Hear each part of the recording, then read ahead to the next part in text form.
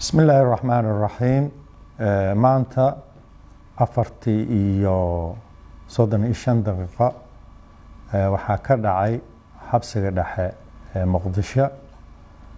fal dambiyeed oo maxaabiista halkaas ku jirtay qaarkood ay ku kaceen ay la wareegeen hub ee dagaal ku qaadeen ciidamadii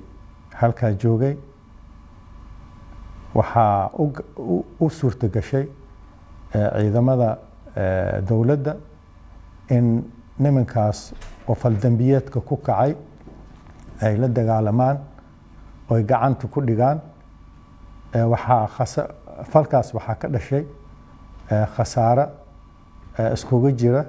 dhimasho iyo dhaawac waxaa lagu guuleystay markii ugu dambeysay in la soo afjaro haddana waxaa socda baaritaankaas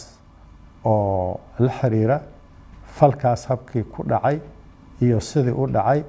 waxaana rajaynaynaa in la soo gabagabayn doono baaritaankaas waxaa kale rajaynaynaa cid alla ciddii arrimahaas fududeysay in hubkaas gacanta ay u galaan nimanka oo rabshadaas halkaas ka kiciyay waxaa lagu qaadi doonaa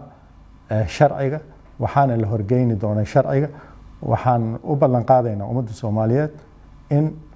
aan ilaalin doono xabsiyada aan ku soo rogi doono habraaciya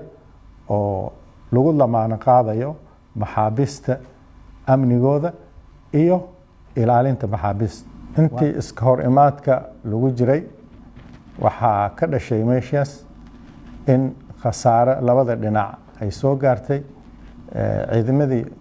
dagaalamaysay iyo kooxihii abaabulanayay oo halkaa ku dagaalamayay waxaa nasiib wanaag ah in gacanta lagu dhigay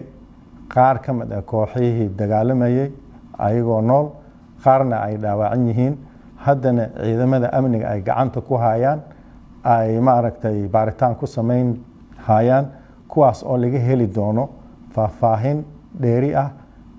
habkay hubka u la wareegeen waxaan insha Allah isku dayaynaa inaan soo gabagabayno baaritaan aan gadaalna idinka soo sheegi doono intii ku dhaawacantay iyo intii ku dhimatay bashilkan waana salaamantii